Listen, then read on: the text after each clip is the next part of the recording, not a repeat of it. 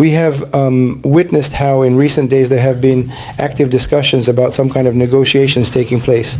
These discussions have been ongoing here for the past several months. Well, it's clear Zelensky's gang, which is essentially under the leadership of Western masters, believed that it would be able to come to the negotiations, to the negotiation process itself, with a case that would be directly exchangeable for them in terms of the fact that they were going to exchange Kursk territory with our enemies for those lands that they believe that we should give them, transfer them anew.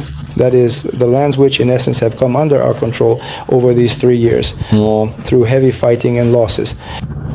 So after receiving such a significant blow, as they say, and being thrown out of the territory of the Kursk region, another attempt was made to once again enter the territory of the Kursk region.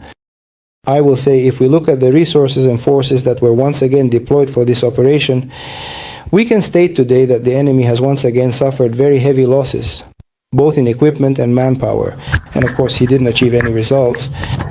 I believe that even if someone managed to break through to a certain area and hold on to it, for a short period, they still did not achieve any strategic results, so to speak. We can state that they suffered such losses and once again failed to accomplish the tasks set for them by their masters. That's why we all need to gather our strength. Little by little, we will finish off those who have even entered the territory of the Kursk region. And I think that very soon the world will hear about some kind of peace, agreements or decisions, as they say, which our enemy will have to accept whether they want to or not, because they are no longer capable of waging a large-scale war against us.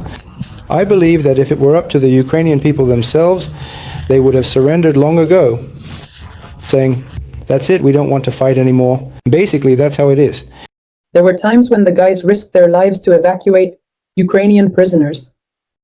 I'll say there were probably a lot of such moments. I'll put it this way. Getting each prisoner out from the front lines was always a risk for our guys. We can say that there were actually a lot more prisoners. In other words, there probably would have been many times more if the Ukrainian units didn't always make it their goal to destroy those soldiers who wanted to surrender or had already surrendered. That is, capturing Ukrainian soldiers wasn't as difficult as actually getting them out from the front lines to our rear, because most of the soldiers who surrendered were killed by their own comrades. So, of course, there was always a risk in moving these soldiers from the front lines back to our rear.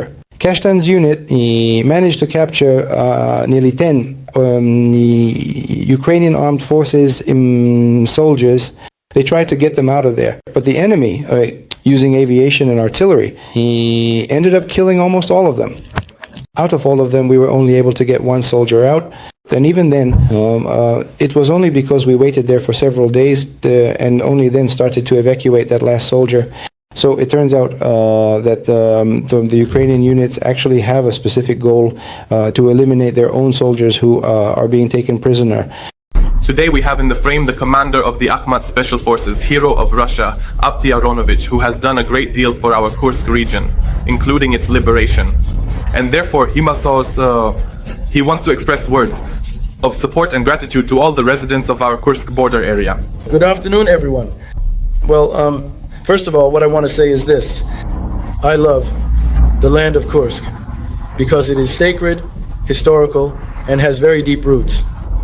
In essence, Russia itself, probably, in all its historical writings, has never failed to mention the Kursk region and this area as a whole, which is sacred to all of us. What do I want to say to the residents of the Kursk region? I love you very much, I value you, and I know that you are truly worthy people, real patriots of Russia and heroes. Each of you, whether woman or man, the age does not matter. I have great respect for all of you.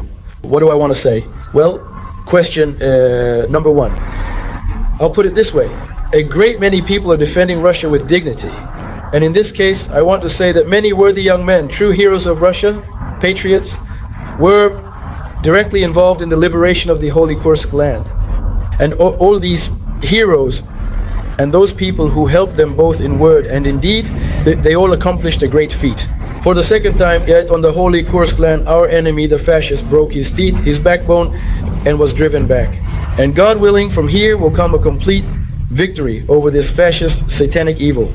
Therefore, I want to wish everyone peace, happiness, love, family well-being, and many years of life. Always stay with God. In that case, we will always win. And of course, to all those who support us, thank you once again. Pray for us, pray for our Russian warriors, and do everything so that together, through our combined efforts, we achieve victory. Ahmad is strength, Russia is power. God is one. Allahu Akbar.